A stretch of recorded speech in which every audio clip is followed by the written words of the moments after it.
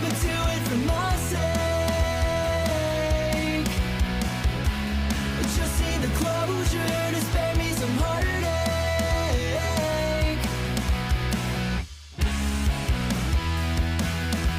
Say you'll be alright. Hola, je suis Jeanne Van Half, lectrice, autrice et éditrice de romances. Dans quelques jours sortira mon prochain roman, Réconciliation, le tome 2 de ma série Sentinelle du Kalahari. Ce tome 2 n'aurait jamais dû voir le jour, parce que la série n'aurait jamais dû voir le jour, parce que le tome 1, Renaissance, qui était un spin-off indépendant, one-shot, standalone, il n'aurait pas dû voir le jour, parce que au commencement était Promesse du bout du monde. Je voulais juste raconter cette histoire et m'arrêter là, mais Zygmunt a fait oups. Promesse du bout du monde, c'est l'histoire de Abby et Chandra. Abby est une jeune étudiante australo-africaine, d'Afrique australe en France, et à la préfecture, on lui dit qu'à la fin de ses études, son titre de séjour ne sera pas renouvelé. Donc, pour rester en France, la seule option, il y a deux options. La première, c'est gagner au loto. Et la seconde, c'est déposer un Français. Donc, entre en scène Chandra, reporter de guerre qui a sauvé sa vie 9 ans plus tôt.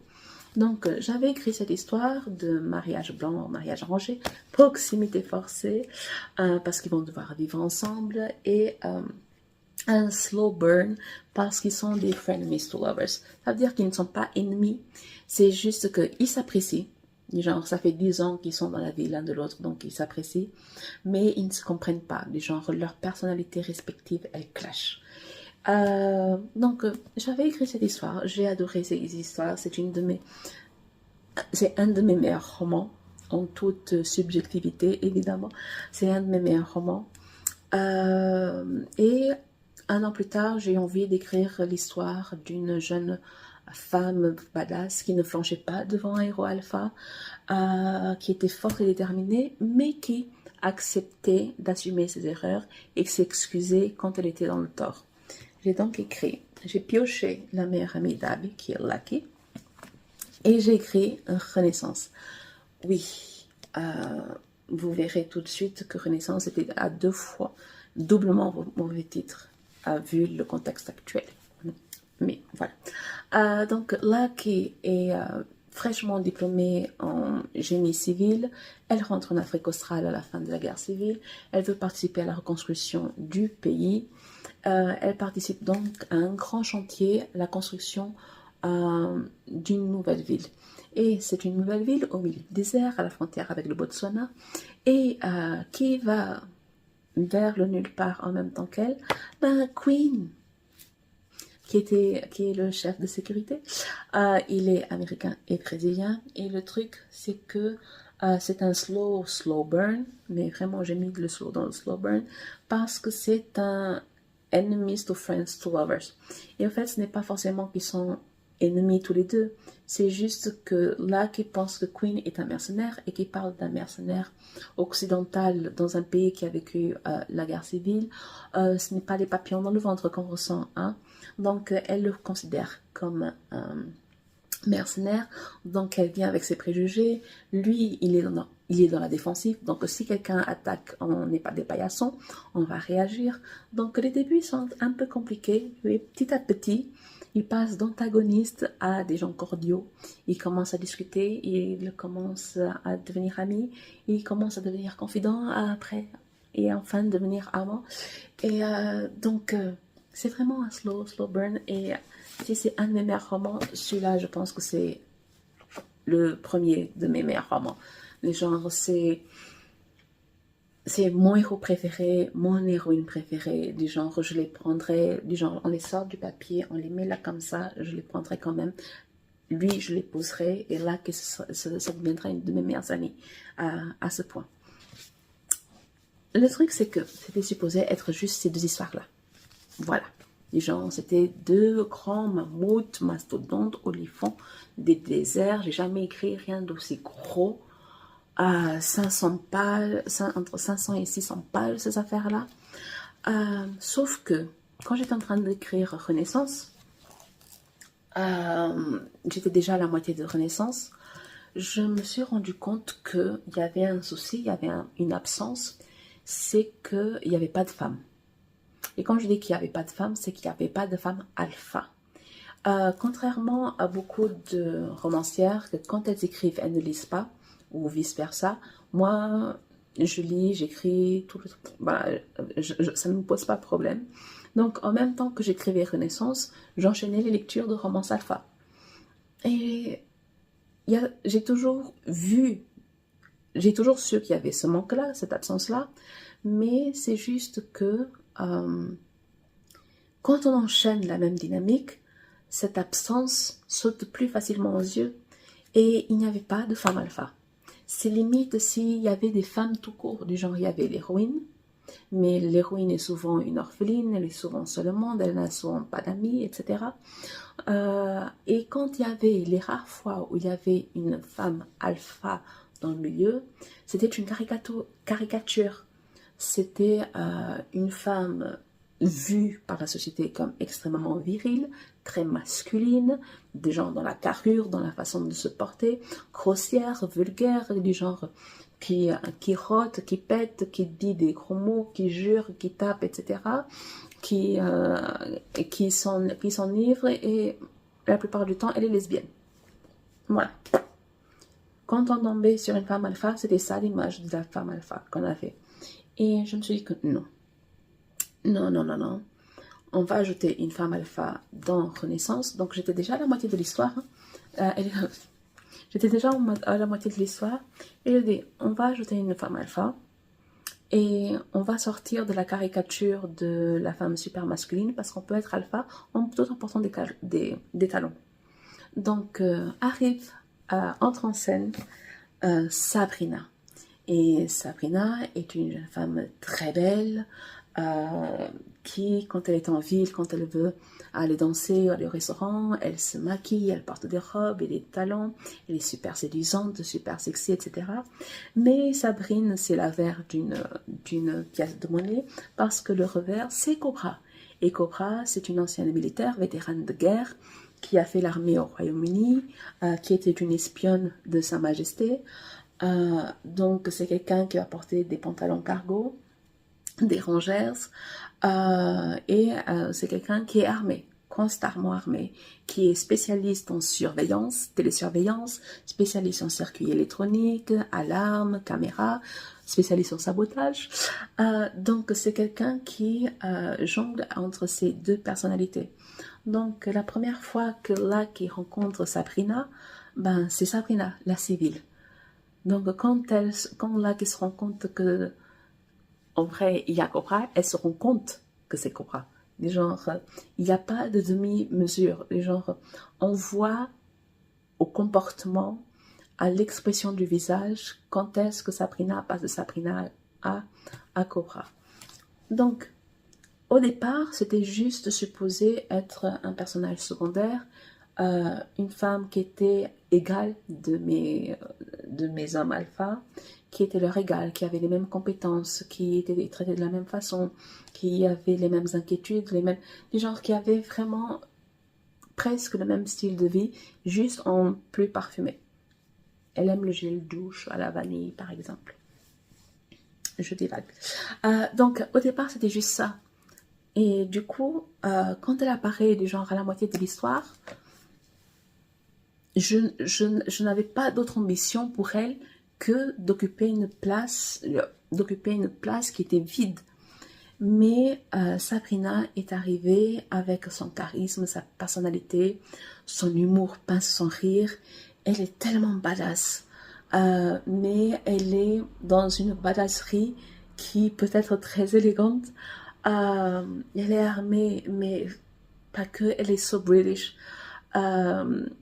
Et en même temps on la taquine souvent parce qu'elle a un accent, on dirait qu'elle a grandi à Buckingham, mais c'est vraiment quelqu'un d'extrêmement populaire qui sort en tongs, qui va acheter de la nourriture dans des marchands dans la rue. C'est quelqu'un qui s'apprête très bien, qui s'habille très très très bien, mais c'est quelqu'un qui s'en fout royalement. Et je pense, plus que dualité du genre, cette façon d'être de Sabrina a fait que elle a pris une telle place dans l'histoire, elle avait déjà une place dans la vie de Queen et les autres, mais elle a pris une telle place dans l'histoire et une telle place dans la vie de Lucky, alors que Lucky, du genre, elle ne s'attendait à rien. Elles sont devenues proches, elles sont devenues amies, et que c'est devenu évident que quand je terminais Renaissance, l'histoire que j'allais écrire serait réconciliation. Et réconciliation, c'est donc Sabrina qui, comme tous les autres, après la fin de la guerre civile, elle est retournée en Afrique australe et elle devient l'associée de Queen. Avec lui, elle va créer la première grande entreprise de société de protection de l'Afrique australe. Parce qu'il y a deux particularités en Afrique australe. C'est que d'un côté, seuls les nationaux peuvent créer leurs entreprises. Du coup, Queen est étranger. Sabrina a la double nationalité anglaise australo-africaine. Donc, sans elle, Queen ne peut pas créer l'entreprise. Enfin, il pourrait ouvrir avec Lucky, mais ils essayent de garder les sphères séparées. Donc, il a besoin de Cobra, du passeport de Cobra pour créer son entreprise. Et il y a une deuxième particularité, c'est qu'en Afrique australe, et ça c'est une loi que j'ai volée à l'Afrique du Sud, on peut se naturaliser, mais en se naturalisant, on renonce à la nationalité précédente. Queen est américain et brésilien. Jamais personne qui est intelligente renoncerait à un passeport américain, surtout un passeport américain, pour avoir un passeport australo-africain. Genre, non, les gens, non. Ce serait de la stupidité, et chronique comme stupidité. Et le passeport, c'est que le sujet du passeport et de la nationalité, de la citoyenneté, c'est quelque chose qui m'est cher parce que j'ai vécu. Donc moi, en tant qu'Angolaise, si pour devenir Angolaise, je devais renoncer à être portugaise, voilà. Et du coup, la seule façon d'être binationale en Afrique australe, c'est comme dans le cas de Sabrina, c'est avoir des parents, c'est être né dans un couple mixte. Sa mère a la double nationalité. Sa famille est d'origine indienne musulmane, mais sa mère est moitié anglaise. Donc, Sabrina a le droit à avoir le passeport anglais et le passeport australo-africain. Et c'est très important cette histoire de nationalité parce qu'il y a deux choses qui arrivent dans Réconciliation. Et la première, c'est que dès le départ, dans les premiers chapitres, on a les résultats des élections générales. Et les élections générales en Afrique australe, c'est qu'on vote pour le président de la République et pour les députés. Et quand on a les résultats des élections, c'est la douche froide pour tout le groupe parce que c'est l'extrême droite qui gagne, qui remporte à 68% des suffrages. Et c'est la douche froide pour tout le groupe parce que une partie de mes protagonistes est australo-africaine, bien sûr, mais l'autre partie est étrangère. Ils sont tous immigrés. Queen a grandi en Afrique australe, mais il est immigré. Genre, leur groupe, leur gang de suricates, leur groupe de héros alpha, ils sont américains et anglais. Du genre, Sabrina débarquée en Afrique du Sud, en Afrique australe, avec son ange gardien. Du genre, il y a les meilleurs amis, mais il y a Bond, pas James Bond. Lui, il est son ange gardien et où elle va, il va. Où il va, elle va. Du genre, ce sont comme des frères et sœurs. Du genre, ils sont siamois, ils peuvent pas se détacher l'un de l'autre. Mais lui, il est anglais, c'est un étranger, il n'a pas le droit à la nationalité. Bon, ils ont tous le droit à la nationalité, mais On ne va pas échanger un passeport américain ou un passeport anglais pour un passeport australo-africain qui n'ouvre pas de porte. On ne va pas faire ça. On peut avoir tous les idéaux au monde. Quand on est dans un côté pratico-pratique, logistique, administratif, on ne fait pas ça.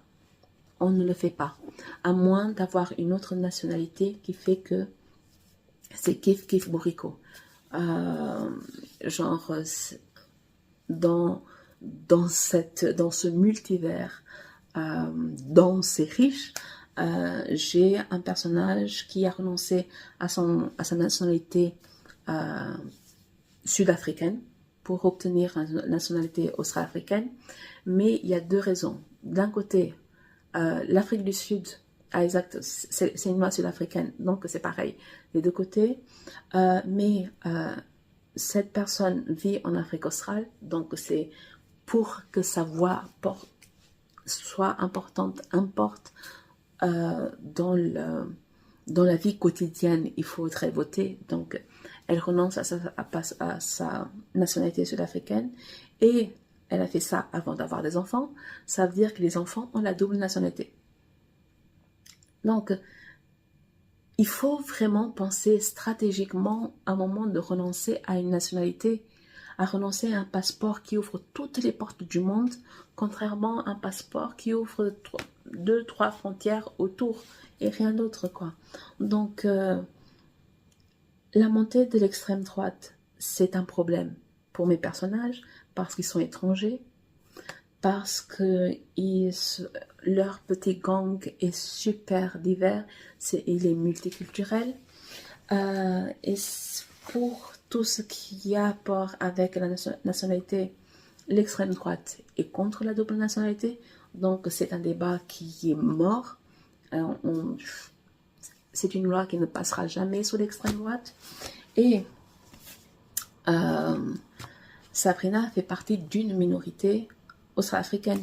Genre en Afrique australe, il y a les Noirs, Botswana, les Indiens et les Blancs. Donc, on a Abby qui est blanche, Lucky qui est noire, et donc on arrive à Sabrina qui est indienne. Et non seulement elle est indienne, elle est musulmane. Ça veut dire que c'est déjà, c'est une femme. Donc un gouvernement d'extrême droite, c'est patriarcal, machiste au possible. C'est une femme d'origine indienne. On parle d'un extrême droite, donc xénophobe, raciste, c'est pas la peine. On parle d'une femme musulmane, donc extrême droite. Ils sont chrétiens, voire fondamentalistes chrétiens, donc voilà. Donc extrême droite, encore une fois. Sabrina, c'est une femme indépendante, une ancienne militaire, du genre futur chef d'entreprise. C'est une femme de gauche. Et si c'est pas de gauche-gauche, c'est au moins centre-gauche. Donc non. Sabrina est tout le contraire de ce que prône le nouveau gouvernement. Et ça, c'est un choc, c'est une douche froide pour tout le gang. Et il y aura des niveaux de traumatisme, de cicatrices suite à ces élections, parce que tous les personnages n'ont pas la même histoire. Mais ouais, donc on débarque dès le départ dans Réconciliation. On a une héroïne qui est tout le contraire de ce que veut le nouveau gouvernement, qui fait partie d'un groupe, d'un gang de suricates qui est diversifié, qui est composé d'Australo-Africains, d'Américains, d'Anglais. C'est une nation arc-en-ciel dans la nation arc-en-ciel. Nation arc-en-ciel, c'est le surnom qu'on donne à l'Afrique du Sud pour parler de sa diversité, d'où le drapeau. Donc l'Afrique australe est une enclave de l'Afrique du Sud.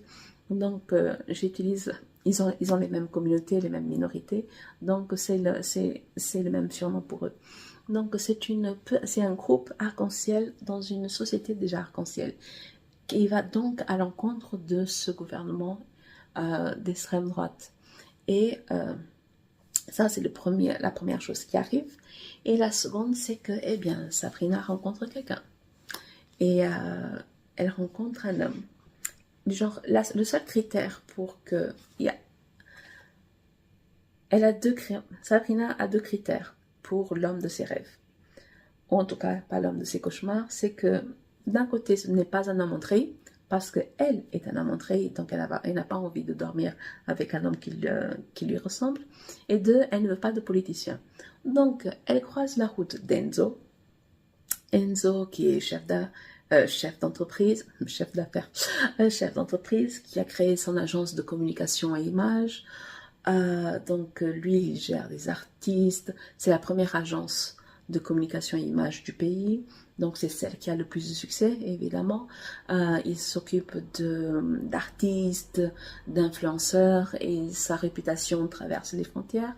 Et c'est quelqu'un qui est très propre sur lui. Du genre, c'est quelqu'un qui se promène en costard. C'est quelqu'un qui boit du whisky.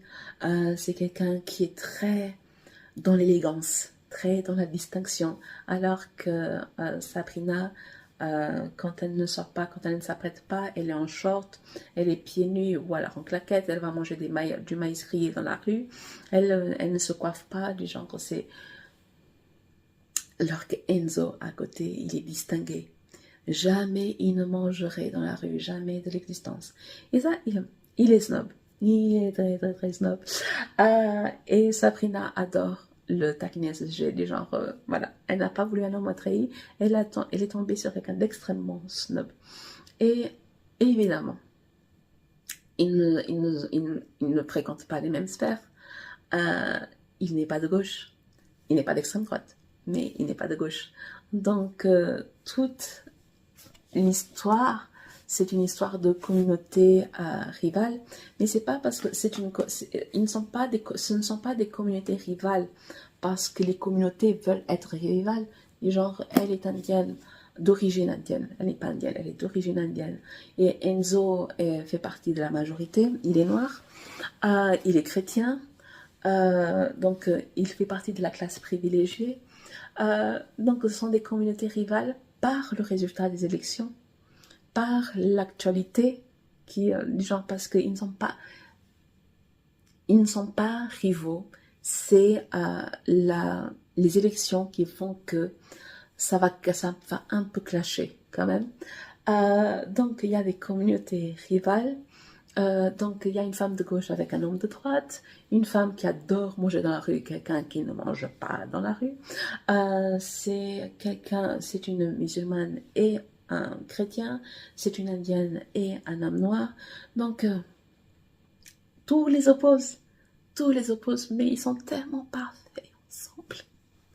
Et j'étais en train de me relire, je me suis relue genre 4 fois dans une même semaine, et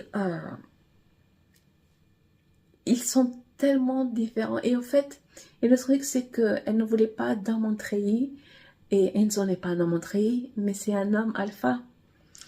Il a besoin que la femme qu'il aime ait besoin de lui. On parle de Cobra là. Cobra a sa propre sécurité. Cobra n'a pas besoin de personne. Cobra a juste besoin de ses mains. Si elle n'a pas ses armes, du genre, elle se débrouille. Vous inquiétez pas. Donc, pendant toute l'histoire, ils vont devoir...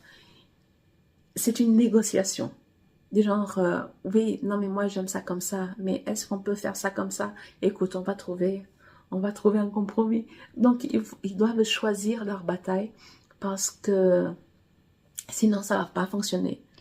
Du genre, c'est un coup de foudre parce que dès la premier chapitre, première ligne, c'est la femme de ma vie. Point de vue d'Enzo. C'est la femme de ma vie. Je ne connais ni son prénom, ni son histoire, mais je sais que c'est elle. Enzo a le coup de foudre pour cette femme. Donc, et quand on parle de coup de foudre, ce n'est pas des salopes, du genre, on ne parle pas d'amour. Coup de foudre ouvre la porte à une relation, mais ce n'est pas encore de l'amour. Donc, il a le coup de foudre pour cette femme. Et ils sont attirés l'un vers l'autre. Donc, contrairement à ces deux mammouths-là, où ils prennent leur temps, ces zigotos, eux, ils se mettent ensemble dès le 2e ou 3e chapitre. Genre, ils sont ensemble très vite, mais ils doivent tout construire par la suite. Alors que les autres, ils deviennent amis avant de devenir amants, eux, ils deviennent compagnons, ils se mettent en relation avant de faire connaissance, avant de devenir amis. Ils deviennent amis en cours de route. Et donc, il y a ce côté coup de foudre. Et à chaque nouvelle chose qu'ils apprennent l'un de l'autre, c'est une surprise. Du genre, ah ouais, quand même, comment on va s'en sortir? Comment on va se débrouiller? Et je trouve... Et il y a des moments où on a des compromis, parce que tout est négociation. Et on n'a pas besoin d'être dans les oppositions pour que ce soit dans la négociation. Mais il y a des moments où il n'y a pas de compromis, c'est quelqu'un qui va perdre. Dans différents sujets, il y a quelqu'un qui perd forcément. Et ça fait ça, du genre, ils croient profondément qu'ils vont bien, qu'ils sont faits pour être ensemble. Ils croient profondément, avant même que Sabrina tombe effectivement amoureuse, elle veut de cette vie avec Enzo. Parce qu'elle aime passer du temps avec lui, elle aime discuter avec lui, elle aime rire avec lui, elle aime le taquiner. Mais ils sont tellement différents que il y a tellement de choses qui ne se disent pas encore, il y a tellement de secrets des deux côtés que tout peut être périlleux. Et jamais de la vie, Sabrina devinera que ce qui est périlleux est ce qui va être périlleux. C'est pas français, ouais, mais j'ai pas dit que je savais faire du suspense. Donc, Il était une fois le Calari, au départ, c'était juste le prologue de Promesse du bout du monde. Mais le prologue est devenu une première partie. Et la première partie a grossi. Donc, j'ai décidé de couper le truc en deux parce que sinon, l'histoire ne commençait jamais. C'est déjà un slow burn. Si je mettais les 20... Écoute, ça, c'était les... Vous imaginez la taille de ce livre? Vous imaginez? Et puisque j'ai détaché cette affaire-là, ce n'est plus la même couverture, mais puisque j'ai détaché la première partie pour en faire un livre à part entière, j'ai ajouté, donc il y a non seulement le passé de Abby et Chandra, donc les protagonistes de Promesse du bout du monde, il y a également le passé de Lucky et Queen, du genre Lucky est la meilleure amie d'Abby, donc elles étaient toujours ensemble, elles étaient comme des siamoises, donc l'une ne va pas sans l'autre, c'est la même histoire. Et Queen, je raconte l'histoire de Queen juste avant qu'il s'engage dans les Marines. Et j'ai ajouté le passé de Sabrina, elle avait 16 ans, au moment où tout a bousculé. Donc, on a Sabrina, Queen et Lucky, Abby et Chandra. On a leur début, le moment où tout a bousculé dans Il était une fois le Calari. On n'a pas besoin de lire Il était une fois le Calari. Je sais, je suis une influenceuse de pacotille, je suis une vendeuse de pacotille parce que je vais dire, lisez, c'est obligatoire, mais ça ne l'est pas.